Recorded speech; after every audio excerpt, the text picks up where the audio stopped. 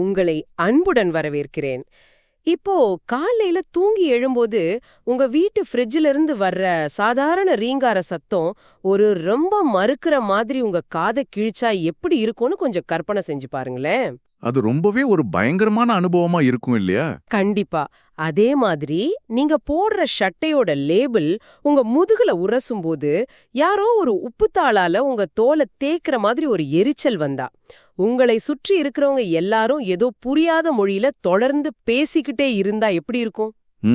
ஒரு நிமிஷம் கூட நிம்மதியா இருக்க முடியாது. மூளைக்கு அது ஒரு மிகப்பெரிய அழுத்தத்தை கொடுக்கும். ஆமா, அந்த அதீத உணர்வுகளோட உலகம் எப்படி இருக்குன்னு தான் நாம இன்னைக்கு ஆழமா அலச போறோம்.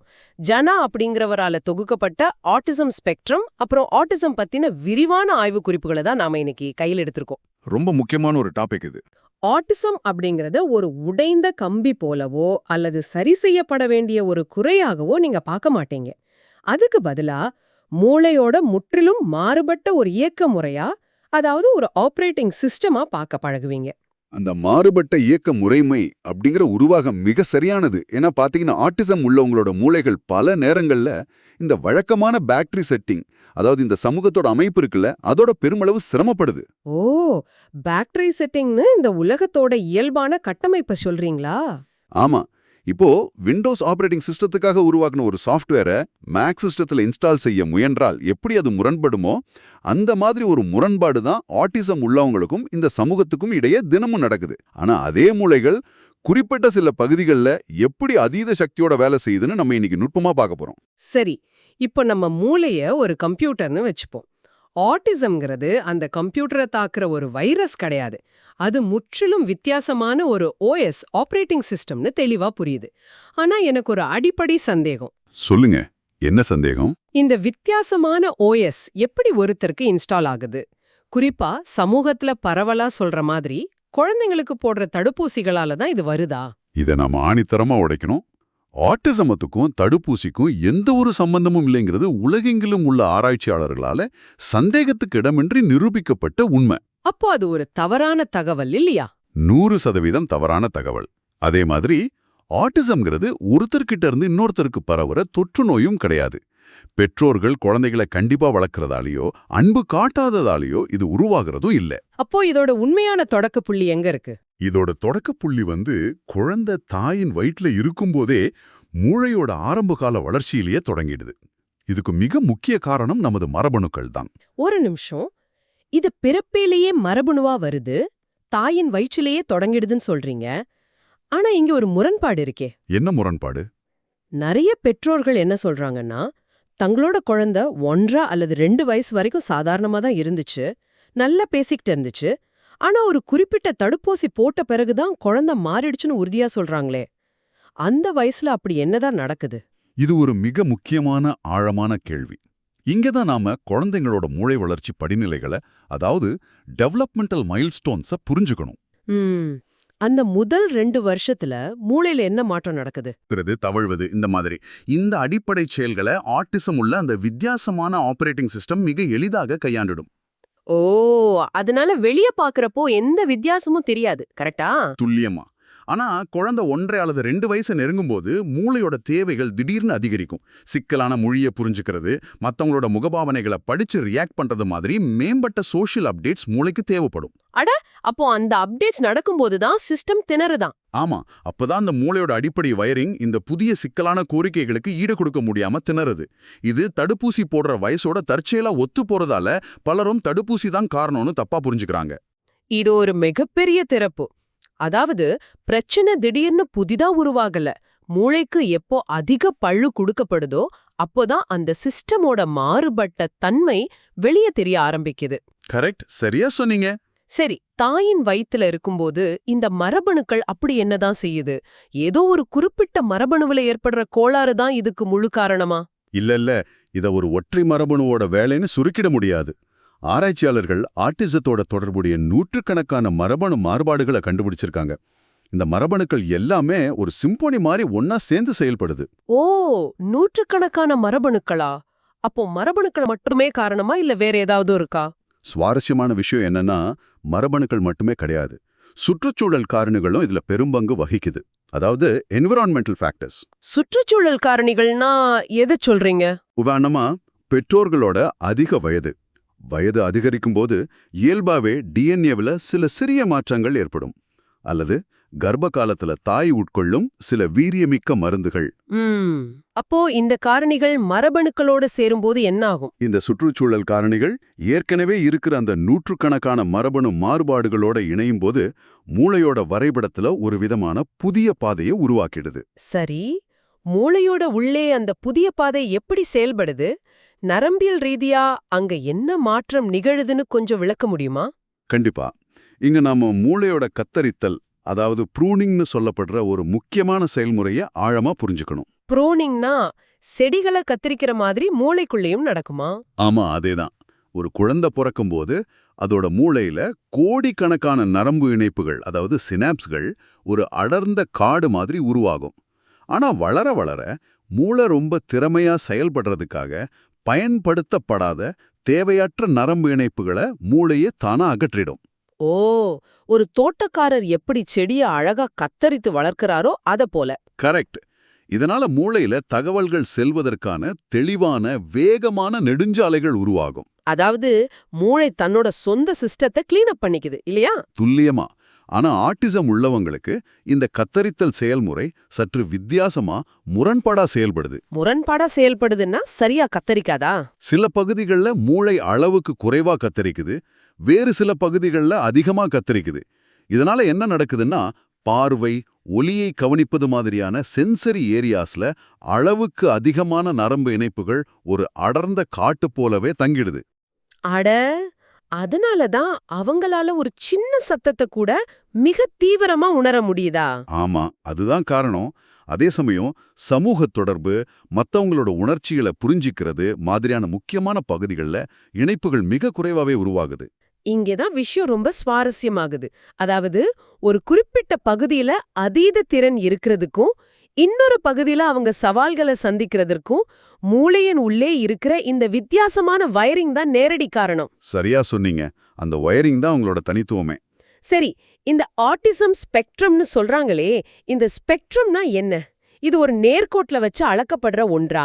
அதாவது ஒருத்தருக்கு குறைவான ஆட்டிசம் இருக்கு, இன்னொருத்தருக்கு அதிகமான ஆட்டிசம் இருக்குன்னு சொல்லலாமா? இல்ல. இது சமூகத்துல ஆழமா வேரூன்றி இருக்கிற ஒரு பெரிய தவறான புரிதல். ஸ்பெக்ட்ரம் அப்படிங்கிறத ஒரு நேர்கோடா ஒருபோதும் பார்க்கக்கூடாது. அப்போ அதை எப்படி புரிஞ்சுக்கிறது? அதை ஒரு ஆடியோ ஈக்குவலைசர் மாதிரி அல்லது பல்வேறு வண்ணங்கள் கலந்த ஒரு வர்ணஜாலம் மாதிரி கற்பனை செஞ்சுக்கோங்க. ஒவ்வொரு வண்ணமும் ஒரு குறிப்பிட்ட பண்பை குறிக்கும். ஈக்குவலைசர் உருவகம் அருமையா இருக்கு. இத ஒரு நிஜ வாழ்க்கை உதாரணத்தோட விளக்க முடியுமா? நிச்சயமா. இப்போ ஆட்டிசம் ஸ்பெக்ட்ரம் உள்ள ஒருவர் கணிதத்துல அல்லது விண்வெளி ஆராய்ச்சியில மிகச்சிறந்த பேராசிரியரா ஒரு மேதையா இருக்கலாம். அவரோட அறிவாற்றல் ஈக்குவலைசர்ல மிக உச்சத்துல இருக்கும். சரி. ஆனா அதே நபர் காலையில எழுந்து தான் சட்டப்பட்டனை சரியா போட்டுக்கிறதுக்கோ அல்லது தன்கிட்ட உதவி கேட்டு வர்ற ஒருத்தர்கிட்ட முகத்தை பார்த்து இயல்பா பேசுறதுக்கோ கடுமையா சிரமப்படலாம். ஓ, அதாவது ஒரே நபருக்குள் ஒரு துறையில அதீத திறமையும் இருக்கும், அதே நேரம் அடிப்படை செயல்கள்ல பெரிய சவாலும் இருக்கும். இதுதான் ஸ்பெக்ட்ரமோட உண்மையான அர்த்தமா? ஆமா, இது ஒவ்வொரு நபருக்கும் முற்றிலும் மாறுபடும். எல்லாரும் ஒரே மாதிரி இருக்க மாட்டாங்க. ஆஹா, ஒழுக்கத்திறங்கிற வச்சு மட்டும் இவருக்கு பிரச்சனை குறைவென்றோ அதிகமென்றோ அவரை எடை போட முடியாதுங்கிறது தெளிவா புரியுது. சரி, மருத்துவர்கள் இதை எப்படி கண்டுபிடிக்கிறாங்க? இதை உறுதி செய்ய ஏதாவது ரத்த பரிசோதனை அல்லது ஸ்கேன் இருக்கா? இல்ல, எக்ஸ்ரே அல்லது ரத்த பரிசோதனை மூலமா ஆட்டிசத்தை கண்டுபிடிக்க முடியாது. மருத்துவர்கள் DSM-5 எனப்படும் மருத்துவ வழிகாட்டுதலின் அடிப்படையிலே குழந்தையோட நடத்தைகளை உற்று நோக்கி பரிசோதிக்கிறாங்க. நடத்தைகளை உற்று நோக்கி பரிசோதிக்கிறாங்கன்னா எதை கவனிப்பாங்க? இத ஒரு நிஜ வாழ்க்கை உதாரணத்தோட சொல்றேன். ஒரு குழந்தைய விளையாட்டு மைதானத்துக்கு அழைச்சிட்டு போறீங்கன்னு வச்சுப்போம். அங்க அந்த குழந்தை மத்த குழந்தைகளோட சேர்ந்து விளையாடாம அவங்க கிட்ட இருந்து தனித்து நின்று ஒரு பொம்மைக்காரோட சக்கரத்தை மட்டும் மணிக்கணக்கா திரும்ப திரும்ப சுழட்டிக்கிட்டே இருக்கு. அவங்களோட கவனம் முழுக்க அந்த சக்கரத்துல மட்டும்தான் இருக்கும். ஆமா, திடீர்னு யாராவது பக்கத்துல ஊஞ்சல ஆட்டம்போது வர்ற சத்தத்தை கேட்டு காதுகளை இறுக்கமா மூடிக்கிட்டு அழத் தொடங்குது. ஓ, அந்த சத்தம் உங்களுக்கு பொறுக்க முடியாததா இருக்கும். கரெக்ட். இந்த ஒரே காட்சியில மருத்துவ வழிகாட்டுதலோட 3 முக்கிய பரிமாணங்கள் அடங்கியிருக்கு. சமூக தொடர்பு இல்லாமை, திரும்ப திரும்ப செய்யும் நடத்தை மற்றும் புலனுணர்வு சவால்கள். இந்த விளையாட்டு மைதான காட்சி ஆட்டிசத்தை மிக தெளிவா கண்முன் நிறுத்துது. ஆய்வு குறிப்புகள்ல ஜாயிண்ட் அட்டென்ஷன் அல்லது கூட்டு கவனம்னு ஒரு விஷயம் சொல்லப்பட்டிருக்கே, அதை இந்த சமூக தொடர்போட எப்படி பொருத்தி பார்க்கறது? அது மிக முக்கியமான ஒரு ஆரம்பகால குறிப்பு. சாதாரண குழந்தைகள் வானத்துல ஒரு பறவைய பார்த்தா தன் விரலால அதை சுட்டி காட்டி தாயோட முகத்தை பார்த்து அம்மா அங்கே பாரு என்பது போல் ஒரு தொடர்பு ஏற்படுத்துவாங்க. ஆமா, ஒரு பொருளையும் தாயையும் தன்னையும் ஒரு முக்கோணம் மாதிரி இணைப்பாங்க. கரெக்ட். இதுதான் கூட்டு கவனம். ஆனா ஆட்டிசம் உள்ள குழந்தைகள் பொதுவா பொருட்களை இப்படி சுட்டி காட்ட மாட்டாங்க, அல்லது மத்தவங்க சுட்டி காட்டும் இடத்தை பார்க்க மாட்டாங்க. அவங்க பொருளை மட்டுமே கவனிப்பாங்க. ஓ, அப்போ அந்த பொருளை மத்தவங்களோட பகிர்ந்து கொள்ளும் சமூக இணைப்பு அங்கே இருக்காது இல்லையா? ஆமா, அந்த கொடுத்து வாங்கும் தன்மை, அதாவது கிவ் அண்ட் டேக், அவங்களுக்கு கடினமா இருக்கும். மொழி பயன்பாட்டிலையும் அவங்க இப்படிதான் இருப்பாங்களா? ஆமா, மொழி புரிதல்ல உங்களுக்கு இருக்கிற மிகப்பெரிய சவால் அனைத்தையும் எழுத்துப்பூர்வமா, அதாவது லிட்ரலா எடுத்துக்கிறது தான். லிட்ரலானா நேரடி அர்த்தத்திலையா? ஆமா, ஒரு உரையாடல்ல நாம பயன்படுத்துற கிண்டல், பேசும் துணி அல்லது மறைமுகமான அர்த்தங்கள் அவங்களுக்கு புரியாது. மழையில நனைஞ்சிட்டு வந்துட்டியா, பெரிய சாதனை தான் போ அப்படின்னு நாம கிண்டலா சொன்னா அவங்க அதை நிஜமான பாராட்டுன்னு நினைச்சு மழுவாங்க. அடா, ஏன்னா அவங்களோட மூளை வார்த்தைகளோட நேரடி அர்த்தத்தை மட்டுமே உள்வாங்கும், அப்படிதானே? துல்லியமா.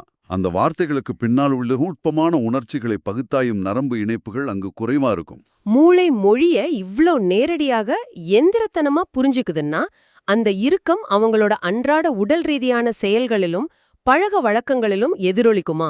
மிகச்சரியாக கணிச்சிங்க. அந்த நரம்பியல் இறுக்கம் அவங்களோட நடத்தையிலையும் வெளிப்படும்.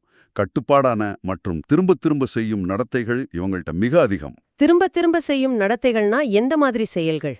கைகளை தொடர்ந்து அசைப்பது, அதாவது ஹேண்ட் ஃபிளாப்பிங், முன்னும் பின்னும் ஆடுவது அல்லது விரல்களை கண்களுக்கு நேரா வச்சு அசைப்பது மாதிரியான செயல்களை செய்வாங்க. இத ஸ்டிம்மிங் அப்படின்னு சொல்வாங்க. ஓ, இந்த ஸ்டிம்மிங் அவங்களுக்கு ஏதோ ஒரு விதத்துல உதவுதா? ஆமா, தங்களை அமைதிப்படுத்திக்க அவங்க இதை செய்வாங்க. அதே போல அவங்க ஒரு குறிப்பிட்ட கால அட்டவணைக்கு, அதாவது ரூட்டீனுக்கு மிகவும் பழகியிருப்பாங்க. தினமும் ஒரே மாதிரி விஷயங்களை செய்வாங்களா? ஆமா, தினமும் காலையில 8 மணிக்கு குளிப்பது, குறிப்பிட்ட மஞ்சள் நிற தட்டுல மட்டுமே சாப்பிடுவது மாதிரியான பழக்கங்கள். அந்த அட்டவணையில ஒரு சிறிய மாற்றம் ஏற்பட்டால் கூட அது அவங்களுக்கு பெரிய மன உளைச்சலை, ஒருவித பதற்றத்தை ஏற்படுத்தும். அதே போல அவங்களோட ஆர்வங்களும் மிகவும் தீவிரமா இருக்குமாமே. ஆய்வு குறிப்புகள் அப்படிதான் படிச்சேன். ஆமா, ஆழ்ந்த மற்றும் தீவிரமான ஆர்வங்கள் அவங்களுக்கு இருக்கும். அவங்க ஒரு தலைப்பு எடுத்துக்கிட்டா அதுல ஒரு கலைக்களஞ்சியம் அளவுக்கு, அதாவது என்சைக்ளோபீடிக் நாலேஜ் வளர்த்துப்பாங்க. அட, அது எந்த மாதிரியான தலைப்புகளா வேணாலும் இருக்கலாமா? கண்டிப்பா. அது ரயில் கால அட்டவணைகளா இருக்கலாம், வீட்ல உள்ள வேக்யூம் கிளீனர்களோட உள்கட்டமைப்பு எப்படி இயங்குது என்பதாக இருக்கலாம், அல்லது டைனோசர்களோட வகைகளா கூட இருக்கலாம். அவங்க கவனம் முழுவதும் அதன் மீதே குவிந்திருக்கும் இல்லையா? அந்த துறையில அவங்க இணையற்ற நிபுணர்களா இருப்பாங்க. ஆமா, நிச்சயமா. இது நிச்சயமாக ஒரு சூப்பர் பவர் தான். ஆனா இதோட சேர்ந்து அவங்களுக்கு புலனுணர்வுகளிலும் பெரும் சவால்கள் இருப்பதா ஆதாரங்கள் காட்டுது. நாம ஆரம்பத்துல பேசின அந்த ஃப்ரிட்ஜ் சத்தும் உதாரணம் போலவா இது? சரியா சொன்னீங்க. இது ஆட்டிசத்தோட மிக முக்கியமான, ஆனா பலரும் புரிந்து கொள்ள தவறும் ஒரு அங்கம். நாம முன்பு பார்த்த அந்த மூளையோட கத்தரித்தல் குறைபாட்டை இங்கு பொருத்தி பாருங்க. அதாவது அந்த நரம்பு இணைப்புகள் அதிகமா இருக்கிற விஷயம், கரெக்டா? ஆமா, சாதாரண மூளை ஃப்ரிட்ஜ் சத்தத்தை பின்னணி சத்தமா கருதி வடிகட்டிடும். ஆனா இவங்களோட மூளையில அந்த வடிகட்டி சரியா வேலை செய்யாது. எல்லா சத்தங்களும் எல்லா வெளிச்சங்களும் ஒட்டுமொத்தமா மூளைக்குள் நுழைஞ்சு தாக்கும். அப்போ ஒரு சாதாரண ஷாப்பிங் மால் அவங்களுக்கு எப்படி தெரியும்? ஒரு போர்க்களம் மாதிரி காட்சியளிக்கும். அங்கிருக்கும் விளக்குகளோட மினுமினுப்பு, பல 100 பேர் பேசுற சத்தம், அத்தனையும் அவங்களோட நரம்பு மண்டலத்தை அதீத சுமைக்கு உள்ளாக்கி உடல் ரீதியான வலியே ஏற்படுத்தும். இத சென்சரி ஓவர்லோடுன்னு சொல்லுவோம். அந்த உலகம் அவங்களுக்கு எவ்வளவு சத்தமாகவும் அச்சுறுத்தலாகவும் இருக்கும்னு என்னால ஆழமா உணர முடியுது. இப்போ இருங்க, எனக்கு இங்க ஒரு பெரிய தர்க்க ரீதியான சந்தேகம் வருது. கேளுங்க, என்ன சந்தேகம்? ஆட்டிசம்ங்கிறது மூளை மற்றும் நரம்பியல் சம்பந்தப்பட்ட ஒரு விஷயம். அதாவது ஒரு சாஃப்ட்வேர் பிரச்சனைன்னு நாம இதுவரை பேசிக்கிட்டு இருக்கோம். ஆனா இவங்களுக்கு எதற்காக இயன்முறை சிகிச்சை, அதாவது பிசியோதெரப்பி பரவலா பரிந்துரைக்கப்படுது? இது நிறைய பேருக்கு வர்ற சந்தேகம்தான். சாஃப்ட்வேர்ல உள்ள பிரச்சனைக்கு ஹார்ட்வேரை சரி செய்யறது மாதிரி இல்லையா இது? இது எப்படி வேலை செய்யுது? மிக சிறப்பான ஆழமான கேள்வி. பார்ப்பதற்கு இது ஹார்ட்வேர் பிரச்சனை போல தோணலாம். ஆனா நமது நரம்பு மண்டலம் தான் நமது ஒட்டுமொத்த உடல் இயக்கங்களையும் கட்டுப்படுத்துதுங்கிறத நாம நினைவுல கொள்ளணும். ஓ, மூளையோட சிக்னல்கள் உடம்ப பாதிக்குமா? ஆமா, ஆட்டிசம் உள்ள குழந்தைங்களோட மூளை தசைகளுக்கு அனுப்பும் சிக்னல்கள்ல சில முரண்பாடுகள் இருக்கும்.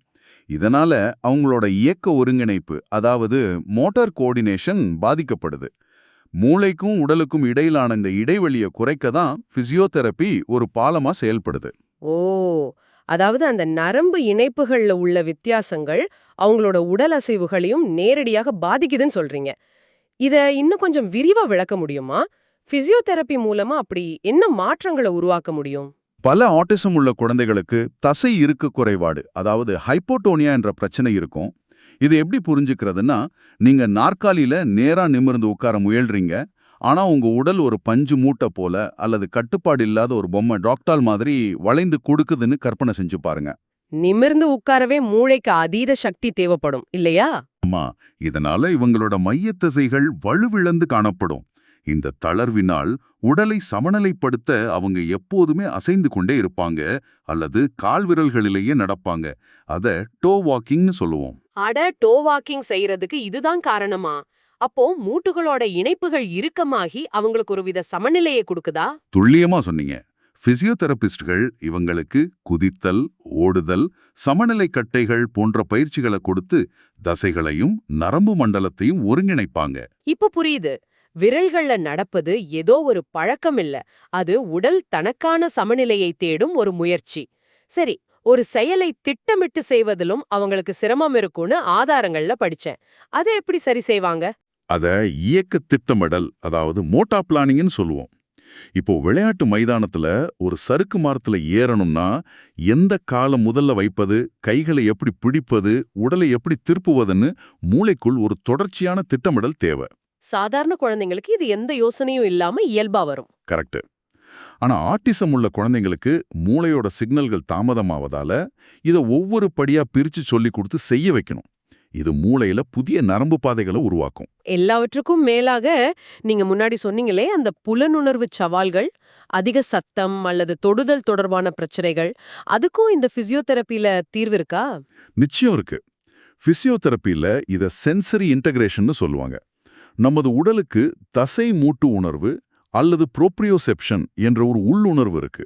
ப்ரோப்ரியோசெப்ஷன்னா நம்ம உடல் ஸ்பேஸ்ல எந்த இடத்துல இருக்குன்னு மூளைக்கு சொல்ற உணர்வா? சரியா சொன்னீங்க.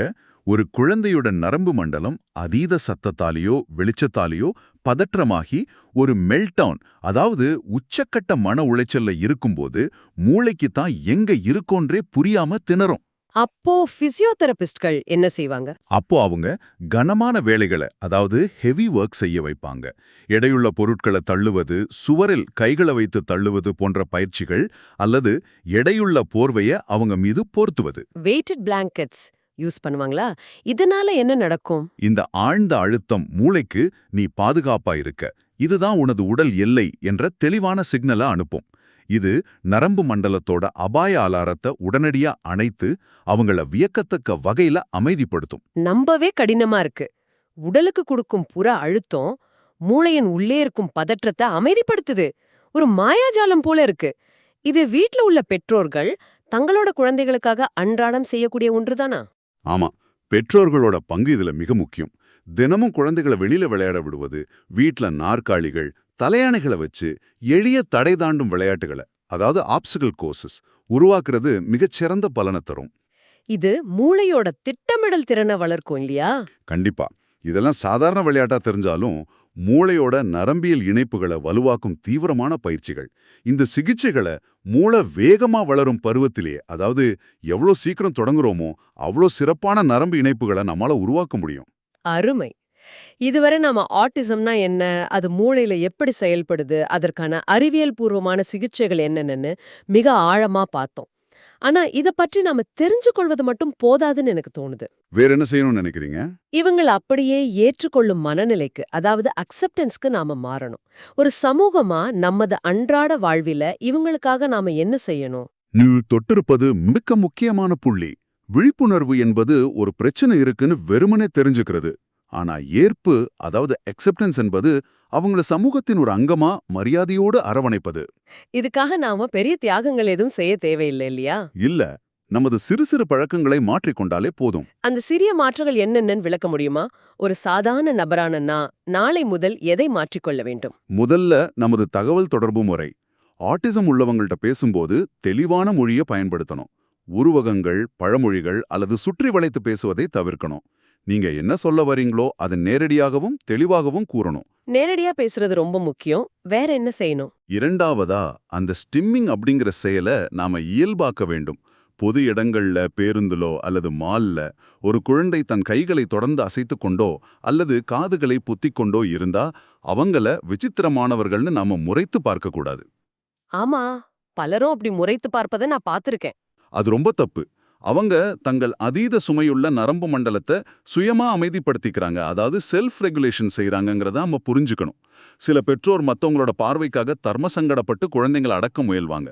அதனால அந்த சூழ்நிலை இன்னும் மோசமாகிடும்ல. கண்டிப்பா. பொது சமூகமாகிய நாம அவங்களுக்கு தேவையான பாதுகாப்பான இடத்தையும் தடையற்ற மரியாதையும் கொடுக்க பழக வேண்டும். மிகச் சரியான அவதானிப்பு. நாம முறைத்து பார்க்கும் அந்த ஒற்றை பார்வை அந்த பெற்றோரோட ஒட்டுமொத்த தன்னம்பிக்கையையும் சிதைத்து விடும். தனிமனித பழக்கங்களை தாண்டி கட்டமைப்பு ரீதியா என்ன மாதிரியான சமூக மாற்றங்களை நாம கொண்டு வரலாம்? இன்க்ளூசிவ் டிசைன், அதாவது உள்ளடக்க வடிவமைப்பு என்ற ஒரு அருமையான கோட்பாடு உலகெங்கும் இப்ப பரவி வருது. உதாரணமா, மளிகை கடைகள் மற்றும் சூப்பர் மார்க்கெட்டுகள்ல சில குறிப்பிட்ட மணி நேரங்களை அமைதியான நேரங்கள், அதாவது குவைட் ஹவர்ஸ் என்று ஒதுக்கலாம். குவைட் ஹவர்ஸ்ல என்னென்ன மாற்றங்கள் இருக்கும்?